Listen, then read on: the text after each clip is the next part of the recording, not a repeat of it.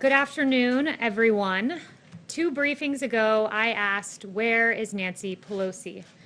Today, I can announce we have found Nancy Pelosi. As you can see, we found Nancy Pelosi going into her hair salon. We will be playing the video on loop for all of you to see during the duration of this introduction. Nancy Pelosi was not in the halls of Congress when I asked where she was. She was not working in good faith to make a deal for the American people.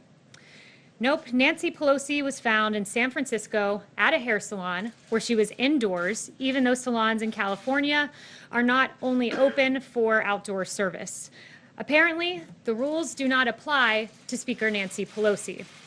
She wants small businesses to stay shut down, but only reopen for her convenience. Do as I say, not as I do, says Nancy Pelosi.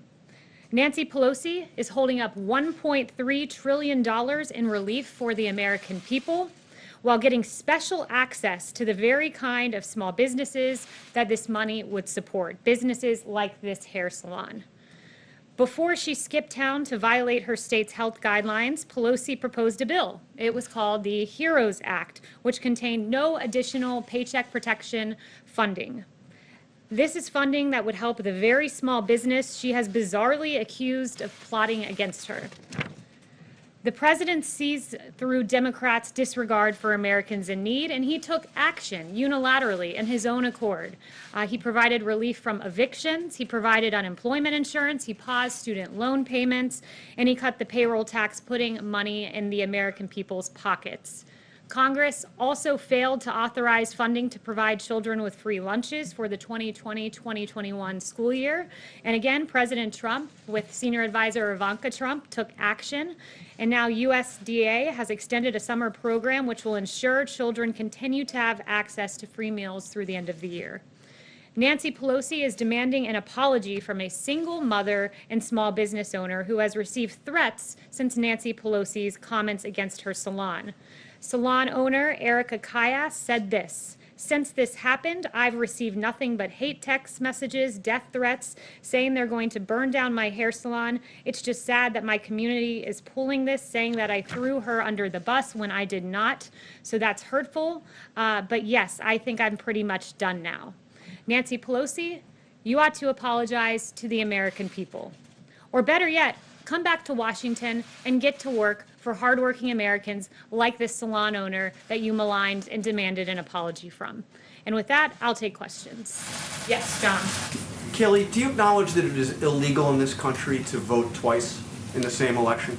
Are you referring to the president's comments earlier today? I'm just asking you a basic yes or no question. Do you believe it is illegal to vote twice in this country? The president does not condone unlawful voting. The president's been very clear about this. I'm once again not surprised the media is taking the president out of context. Do you recall what the president said on this matter specifically? I have it right here. Sure. Okay, maybe you should read it out for me then. Okay, so the president said that you should go to your poll, you should vote early by mail, and you should go either early voting or day of and try to vote again. So he is asking people to vote by mail and then to go down to the polling place on election day and to vote again if their vote has, if they can't confirm their vote has been counted. You're missing a very crucial line from the president's remarks.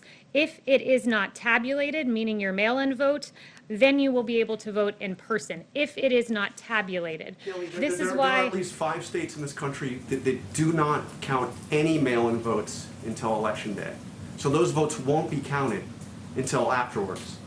So there's no way to know whether or not their vote is. There's a very simple answer, and this is how it works. First, a lot of states have what are called electronic poll books. And what this means is that in real time, this is updated. So if your vote is counted, they check the electronic poll book, and you will not be able to vote in person because your vote has been counted.